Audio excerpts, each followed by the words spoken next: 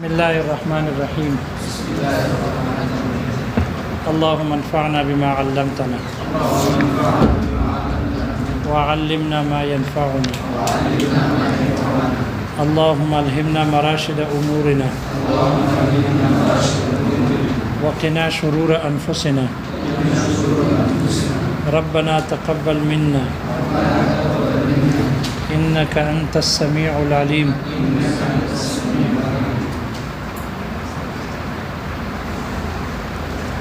عام ایسا ہی قطعی ہے جیسے کہ کتاب اللہ کا خاص قطعی ہے۔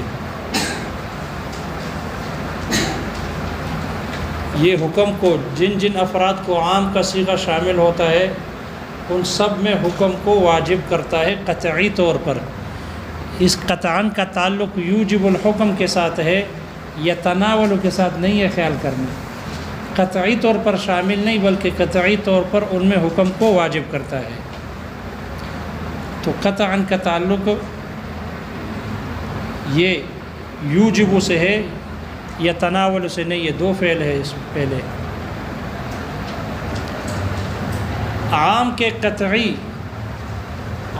قطعی ہونے کی مثال دے رہے ہیں بصورت تعارض کہ دیکھو یہ عام بھی خاص کی طرح قطعی ہے۔ اسی وجہ سے کتاب اللہ کے عام کے ذریعے سے کتاب اللہ کے خاص کو، یا حدیث رسول کے عام سے حدیث رسول کے خاص کا نسخ جائز ہے، چونکہ عام خاص کی طرح قطعی ہے، اس کو ظنی نہ سمجھنا۔ اس لیے یہاں اس کے تعارض کی مثال پیش کر رہے ہیں سنت رسول سے۔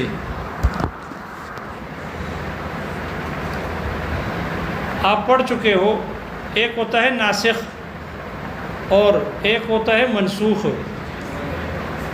ناسخ کے لیے منسوخ سے اقوا ہونا ضروری ہے، اقوا ہونا، یا اگر اقوا نہ ہو تو کم از کم مساوی ہونا ضروری ہے، کمتر نہیں ہو سکتا۔ اگر ناسخ منسوخ سے کمتر ہوگا تو پھر یہ ناسخ نہیں بنے گا، مساوی ہو یا اقوا ہو۔ تو یہاں مثال دے رہے ہیں کہ عام بھی چونکہ خاص کے مساوی ہے قطعی ہونے میں، اس لیے خاص کو عام کے ذریعے سے منسوخ کرنا درست ہے۔ اس کی مثال جیسے کہ حدیث عرینیین ہے،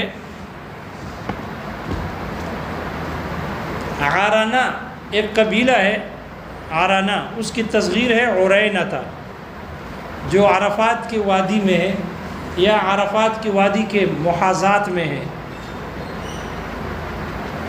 ان کے کچھ لوگ آ گئے، کچھ لوگ اس قبیلہ عرینہ کے آ گئے آپ علیہ الصلوۃ والسلام کے پاس مدینہ منورہ اسلام لانے کی غرض سے، اور اسلام لے آئے، مسلمان ہو گئے، مدینہ منورہ میں رہنے لگے۔ تو مدینہ منورہ کی آب و ہوا ان کو موافق نہ آئی، جس کی وجہ سے ان کے رنگ زرد ہو گئے اور پیٹ پھول گئے۔ انہوں نے آپ علیہ الصلوۃ والسلام سے شکوہ کیا کہ ہمیں تو مدینہ منورہ کی آب و ہوا موافق نہیں آئی، ہمیں تو یہ تکلیف پہنچی ہے، یہ بیماری میں مبتلا ہو گئے۔ آپ علیہ الصلوۃ والسلام نے ان سے فرمایا کہ مدینہ منورہ کے باہر چراگاہ میں اونٹ چر رہے ہیں، ان کے پیشاب بھی پیو اور ان کے دودھ بھی پیو۔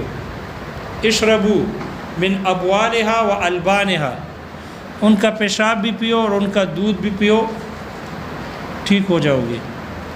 یہ لوگ گئے اور وہاں اونٹوں کا پیشاب بھی پیتے رہے اور دودھ بھی پیتے رہے، بیماری ٹھیک ہو گئی، رنگت ٹھیک ہو گئی، صحت مند ہو گئے۔ تو مستی آ گئی، ان میں مست ہو گئے، لہذا اسلام سے پھر گئے، مرتد ہو گئے، اور وہ جو اونٹ کے چرانے والے چرواہے تھے ان کو قتل کر دیا اور اونٹوں کو بھگا کر لے گئے۔ آپ علیہ الصلوۃ والسلام کو اطلاع دی کہ ان لوگوں نے تو یہ کام کیا ہے۔ آپ نے ایک قوم ان کے پیچھے دوڑائی، بعض صحابہ کو ان کے پیچھے بھیجا انہوں نے جا کر ان کو پکڑ لیا، آپ کی خدمت میں لائے گئے وہ، تو آپ نے ان کے ہاتھ پیر کو کاٹنے کا حکم دیا جانب مخالف سے، جانب مخالف سے ہاتھ اور پیر کاٹنے کا حکم دیا، اور کیلوں کو گرم کر کے ان کی آنکھوں میں سلائی ڈالی گئی، یعنی ان کے آنکھوں کو پوڑ دیا گیا، اور کان ناک وغیرہ کاٹ دیے گئے، اور گرم ریتیلی زمین، پتریلی زمین پر ان کو ڈال کر وہ شدت حرارت کی وجہ سے تڑپتے تڑپتے مر گئے۔ یہ عرینہ کی قوم والوں کے ساتھ یہ کیا، اس لیے کہ انہوں نے بھی جن چروائے، جو صحابی جو چرواہے تھے، اونٹوں کو چرا رہے تھے، انہوں نے بھی ان کے ساتھ ایسا ہی کیا تھا، ان کو مسلح کیا تھا، ناک کان وغیرہ کاٹے تھے، ہاتھ پیر کاٹ دیے تھے، اور مال لوٹ کے لے گئے، تو یہ ڈاکو شمار ہو گئے، قطاع الطریق ہو گئے، اور ڈاکو کی سزا یہی ہے، ڈاکو اگر مال لوٹے تو ان کا ہاتھ اور پیر جانب مخالف سے کاٹا جائے گا، اور اگر قتل کر دے تو پھر قتل بھی کیا جائے گا۔ انہوں نے قتل بھی کیا تھا اور مال بھی، اونٹ بھی بگا کر لے گئے، اس لیے ڈاکے کی سزا ان پر جاری کر دی گئی، ڈاکے کی حد۔ البتہ مسلح کیا گیا، تو مسلح چونکہ انہوں نے بھی مسلح کیا تھا، اس لیے ان کے بدلے میں ان کو بھی مسلح کیا گیا، جیسے انہوں نے کیا تھا اسی طرح آپ علیہ الصلوۃ والسلام نے بھی ان کے ساتھ ایسا ہی کیا۔ اس وقت تک مسلح کرنا جائز تھا۔ یہ حدیث ہے، اس حدیث میں فقہاء استدلال کرنے لگے کہ دیکھو آپ علیہ الصلوۃ والسلام نے ان سے فرمایا کہ اشربوا من البانہا و ابوالہا، جاؤ ان کے دودھ بھی پیو اور ان کا پیشاب بھی پیو، یہی سے مسئلہ نکالا۔ اونٹ چونکہ ان کا گوشت کھایا جاتا ہے، اس لیے معقول اللحم جانور کا پیشاب پاک ہے، پیشاب پاک ہے اور حلال ہے۔ اسی سے استدلال کیا امام محمد رحمہ اللہ نے، اور امام محمد رحمہ اللہ نے فرمایا کہ جن جانوروں کا گوشت کھایا جاتا ہے ان کا پیشاب پاک ہے اور ان کا پینا حلال ہے، چاہے علاج کے لیے ہو یا ویسے چسکے کے لیے، مستی کے لیے، لوگ ڈیو پیتے ہیں، اسپرائٹ پیتے ہیں تو پیشاب بھی پی سکتے ہیں۔ امام محمد رحمہ اللہ نے اس سے استدلال کیا۔ حضرات شیخین کہتے ہیں کہ نہیں، پیشاب ناپاک ہے اور پینا حرام ہے، البتہ امام ابو حنیفہ رحمہ اللہ نے فرمایا کہ ناپاک ہے اور نجس ہے، مطلقاً نجس ہے، چاہے علاج معالجے کی بھی اس سے اجازت نہیں، علاج کے طور پر پیے یا ویسے مستی کے طور پر پیے، لذت کے لیے، ناپاک ہے، نجس ہے اور حرام ہے۔ جبکہ امام ابو یوسف رحمہ اللہ فرماتے ہیں کہ ویسے تو ناپاک اور نجس ہے، حرام ہے، البتہ اگر علاج معالجے کے طور پر ہو، اگر پتہ چل جائے کہ اس میں شفا ہے تو پھر علاج معالجے کے لیے جائز ہے۔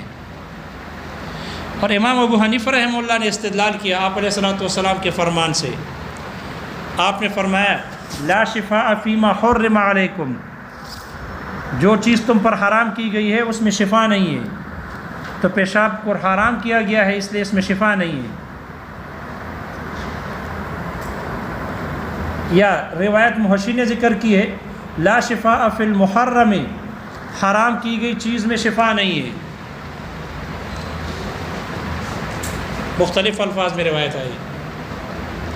امام ابو حنیفہ رحمہ اللہ سے استدلال کرتے ہیں کہ پیشاب ناپاک اور پینا حرام ہے مطلقاً، اس لیے کہ جو اللہ نے چیز حرام کی ہے اس میں شفا ہے ہی نہیں۔ جبکہ امام ابو یوسف رحمہ اللہ فرماتے ہیں کہ نہیں، بے شک حرام ہے، لیکن حرام اس وقت تک ہے جب اس میں علاج کے لیے نہ ہو، لیکن جب علاج کے لیے ہوگا پھر وہ حرام نہیں رہے گا، پھر حرام رہی نہیں، مباح ہو گیا، اب اس میں شفا ہو سکتا ہے۔ حرام میں شفا نہیں ہے، لیکن جس میں شفا ہو، جس کے لیے ضرورت پڑ جائے تو وہ حرام نہیں، جیسے شدید بھوک کی حالت ہو، کھانے کا کچھ نہ ملتا ہو۔ مردار کھا سکتے ہیں نہیں کھا سکتے؟ کھا سکتے ہیں۔ شراب پی سکتے ہیں شدید بھوک اور پیاس کی صورت میں، اس وقت وہ اس کی حرمت ساقط ہو جاتی ہے۔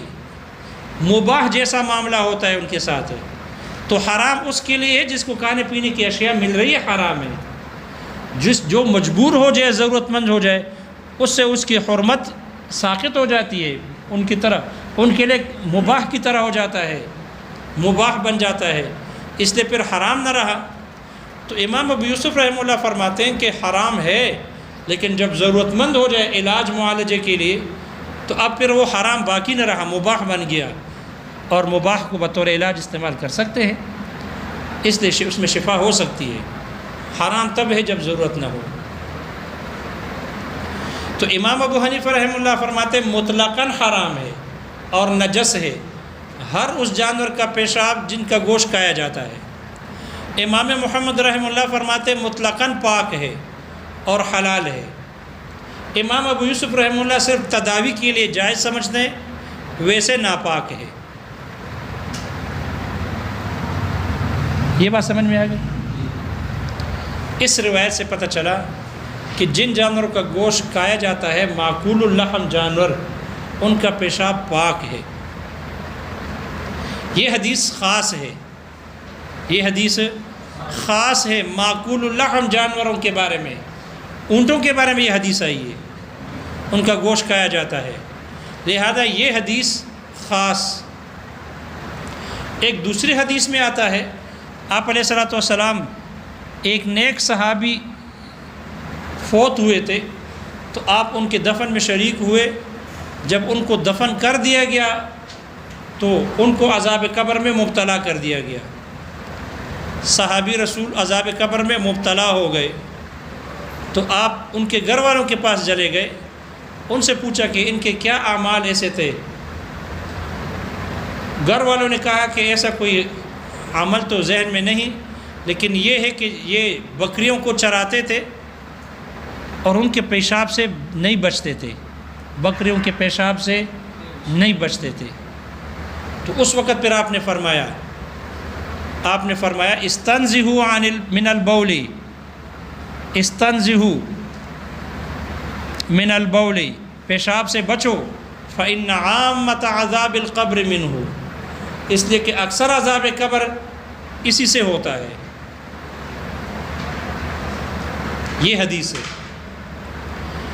یہ حدیث اگرچہ کسی خاص صحابی کے بارے میں آئی ہے، شان نزول اور شان ورود، یہ شان ورود اگرچہ خاص ہے، اور یہ بھی معقول اللحم جانوروں کے بارے میں ہے۔ ظاہر بات ہے وہ بکریوں کے چرانے والے تھے تو ان کا گوشت بھی کھایا جاتا ہے، لیکن ان کے الفاظ عام ہے۔ استنزہوا من البول، بول پر الف لام داخل ہے جو جنس کے لیے تمام قسم کے ابوال کو شامل ہے۔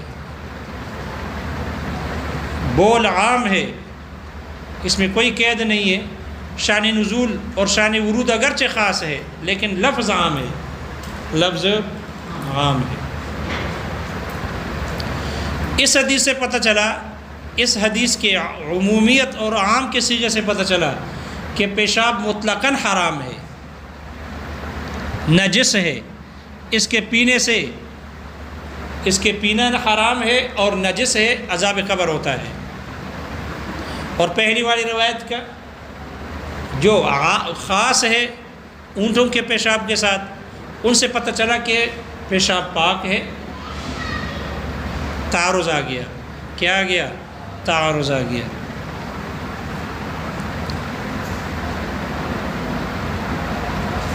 اس کے خاص ہونے کا تقاضا یہ ہے کہ پیشاب پاک ہو، اور دوسری روایت کے عام ہونے کا تقاضا یہ ہے کہ پیشاب ناپاک ہو۔ تعارض آ گیا۔ جب تعارض آ گیا تو اس خاص عام کی وجہ سے اس خاص کو منسوخ کیا گیا، اس عام کی وجہ سے اس خاص کو منسوخ کیا گیا۔ اسی وجہ سے امام صاحب نے فرمایا کہ مطلقاً پیشاب ناپاک ہے، معقول اللحم ہو یا غیر معقول اللحم۔ البتہ اس روایت پر اشکال ہے کہ یہ جو روایت ہے استنزہوا من البول، یہ بھی تو خاص صحابی کے بارے میں وارد ہوئی ہے، اور معقول اللحم جانور کے بارے میں ہے، لہٰذا یہ عام تو نہ ہوئی، یہ تو خاص حدیث ہے، لفظ عام نہ ہوا، خاص ہے۔ اس کا جواب دیا ہے کہ آپ پڑھ چکے ہو تفسیر میں کہ جو شان الفاظ کے عموم کا اعتبار ہے، العبرۃ لعموم اللفظ لا لخصوص المورد یا سبب، الفاظ کے عموم کا اعتبار ہوتا ہے، خصوصی طور پر شان نزول کے اعتبار نہیں۔ اگر لفظ عام ہے تو الفاظ کے عموم کا اعتبار ہوگا، جس کے بارے میں آیا ہے اس کے ساتھ خاص نہیں ہوگا، الا بشرائط، چند شرائط ہیں، وہ آگے ایک بحث آ رہی ہے، اس میں آ جائے گا۔ اس لیے یہ ہے عام ہے، یہ کیا ہے؟ عام ہے۔ اور وہ کیا ہے؟ وہ خاص۔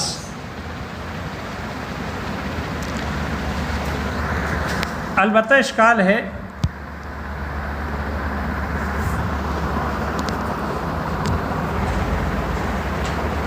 کہ وہ حدیث ہے، حدیث عرینیین ہے، اس میں بول کا لفظ ہے، اشربوا من البانہا و ابوالہا، ابوال جمع ہے بول کی، تو وہ تو عام ہے، وہ کیا ہے؟ عام ہے صیغے کے اعتبار سے، آپ نے اس کو خاص بنا دیا۔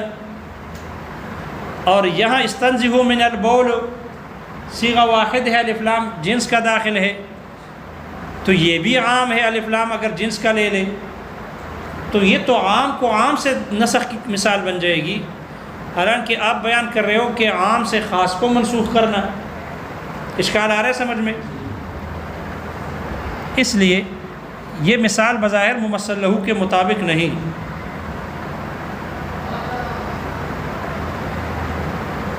اس کا جواب محشی نے ذکر کیا کہ وہ جو ابوال والی پہلی والی حدیث ہے، حدیث عرینیین، وہ بھی عام ہے، خاص نہیں ہے، ٹھیک ہے، وہ عام ہے، صیغہ جمع کے اعتبار سے، صیغے کے اعتبار سے عام ہے، اور یہ بھی عام ہے، لیکن وہ حدیث ان کے مقابلے میں خاص ہے، وہ کم افراد کو شامل ہے، صرف اونٹ کے پیشاب کو شامل ہے۔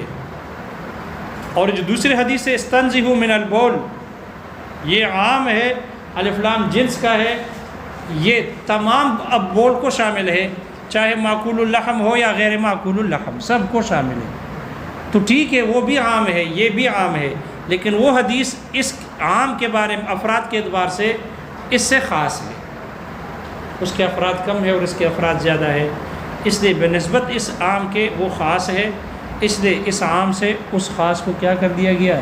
منسوخ کیا گیا۔ یہ بات سمجھ میں آ گئی؟ تعارض سمجھ میں آ گیا؟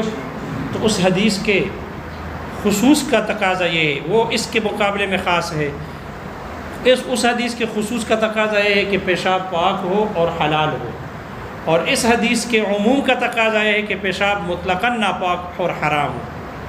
تعارض آ گیا، اس لیے اس عام سے اس خاص کو منسوخ کیا گیا۔ یہ نسخ دلالت کرتا ہے اس بات پر کہ عام ایسا ہی قطعی ہے جیسے کہ خاص، اور خاص کے ساتھ حکم میں مساوی ہے، اس لیے تو اس کے ذریعے سے خاص کو منسوخ کیا گیا۔ اگر یہ عام ظنی ہوتا تو پھر ظنی سے قطعی کو نسخ جائز نہیں۔ مثال سمجھ میں آ گئی؟ شارح کہتے ہیں اعتراض اس پر یہ ہو رہا ہے، اعتراض کہ ناسخ اس کو منسوخ بنا دیا، اس کو ناسخ قرار دیا، حالانکہ اس کی تاریخ معلوم نہیں ہے دونوں حدیثوں کی۔ اگر وہ حدیث عرینیین، اگر وہ حدیث پہلے ہوتی اور یہ دوسری حدیث بعد میں ہوتی تو جو حدیث بعد میں آئے گی وہ ناسخ بنے گی، پہلی والی منسوخ ہو جائے گی، تو ہمیں تو اس کی تاریخ معلوم ہی نہیں ہے کہ پہلی وہ ہے یا یہ ہے۔ جب تک تاریخ معلوم نہ ہو نسخ نہیں ہو سکتا، تو پھر کیسے پتہ چلا کہ یہ پہلی حدیث منسوخ ہے، دوسری اس کے ناسخ بن گئی؟ ہو سکتا ہے دوسری حدیث پہلی ہو اور وہ پہلی والی بعد میں ہو، پھر تو اباحت ہو جائے گی۔ تاریخ کا پتہ نہیں ہے تو پھر کیسے کہا جا سکتا ہے کہ وہ منسوخ ہے اور یہ ناسخ ہے؟ شارح نے اس کا جواب دیا کہ پہلے حدیث عرینین کا پہلے ہونے پر یا منسوخ ہونے پر قرینہ اور دلیل یہ کہ اس میں مصلح ہے، ان کو مصلح کیا گیا، اور یہ مصلح جو تھا یہ ابتدائی اسلام میں تھا، بعد میں منسوخ ہو گیا، بعد میں کیا ہو گیا؟ منسوخ۔ اس لیے کہ احادیث میں آتا ہے کہ آپ علیہ الصلوۃ والسلام جب کہیں کسی جگہ لشکر کو بھیجتے، آپ ان کو یہ احکامات دیتے، وصیت کرتے کہ آپ نے دھوکہ نہیں دینا، آپ نے لڑائی کرنی ہے، بھاگنا نہیں، اور آپ نے کسی کو مصلح نہیں کرنا۔ معلوم ہوا اس مصلح کا تعلق ابتدائی اسلام سے تھا، تو اس سے پتہ چلتا ہے چونکہ وہ حدیث مصلح پر مشتمل تھی، تو اس سے پتہ چلتا ہے کہ وہ حدیث پہلے تھی منسوخہ، اور یہ دوسری حدیث بعد میں ہے۔ یہ قرینہ اور دلیل ہے اس بات پر کہ اس حدیث کا تعلق ابتدائی اسلام سے تھا۔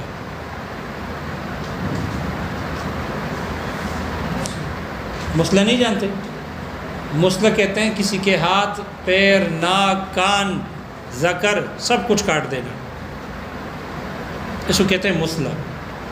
مصلح میں تغییر خلق اللہ ہے، اللہ کی خلق کو تبدیل کرنا ہے، اس لیے اس کو منسوخ کیا گیا۔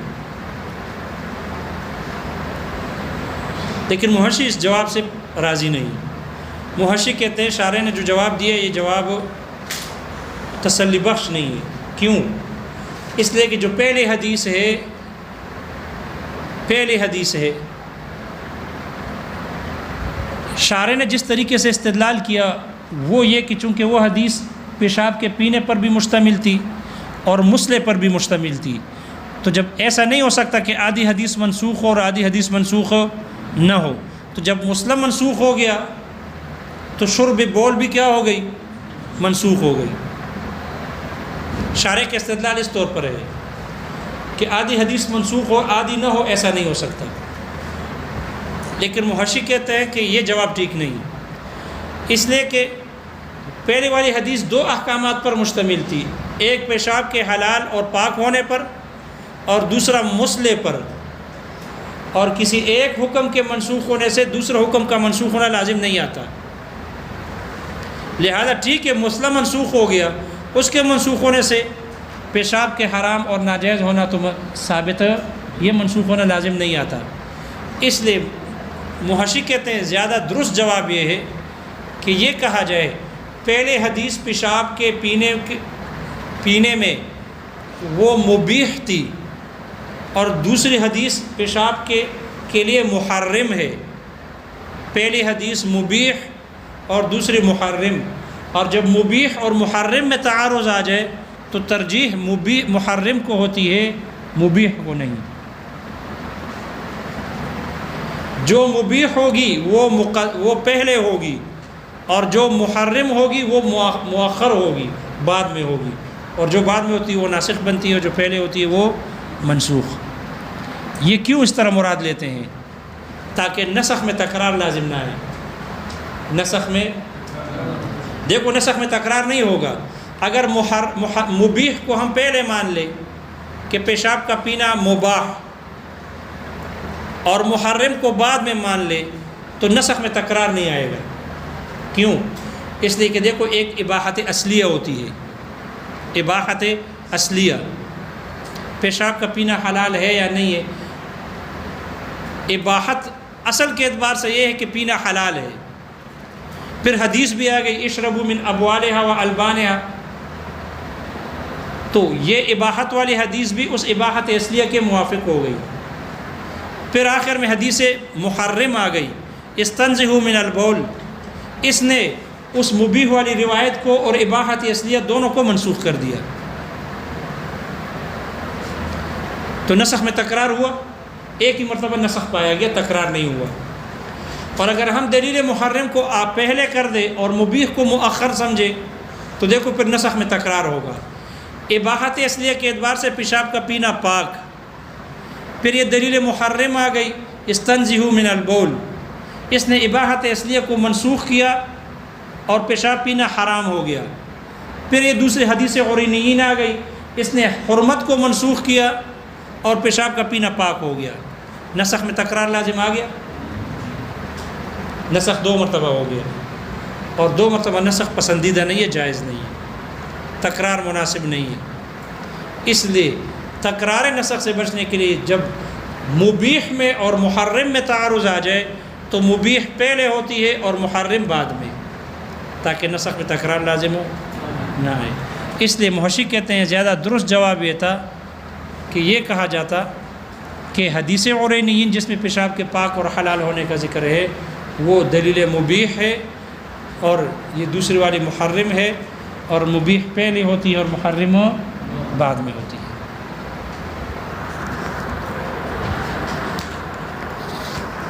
مصنف نے اس کی ایک فقہی مسئلے سے بطور تشبیہ کے ایک فقہی مسئلے کے ساتھ اس مسئلے کو ذکر کیا بطور تائید کے کہ عام جو ہے یہ خاص کے مساوی ہے۔ مثال سمجھو بھائی، اگر کوئی آدمی کسی کے لیے وصیت کرے انگوٹھی کی کہ میرے مرنے کے بعد میری